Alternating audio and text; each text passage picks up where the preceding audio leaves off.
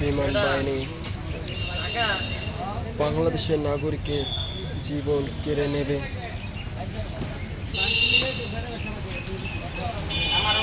এভাবে বিমান দুর্ঘটনায় কত মায়ের বুক খালি হবে, আমার ভাষা জানা নেই। 2001 সাল থেকে 2025 সাল পর্যন্ত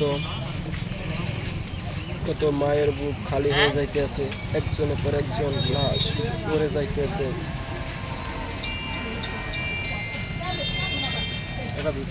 2013 সালে বিমানে ইঞ্জিন রিপেয়ারিং না করে আকাশে উড়ায় ট্রেনিংপ্রাপ্ত বিমান 29। আর কত মায়ের বুক খালি করবে এভাবে বিমান বাহিনী।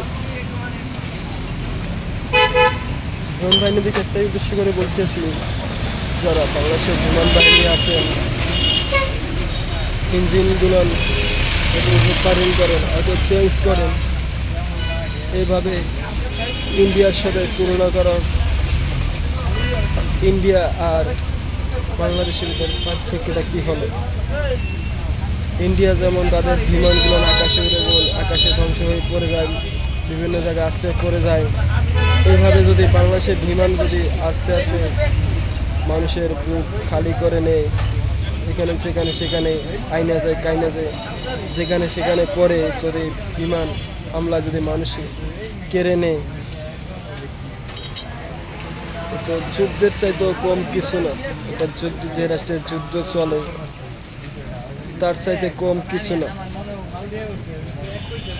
আজকে কত মায়ের বুক খালি হয়ে গেছে, কি বলবো, মুখের ভাষা জানা নেই রে।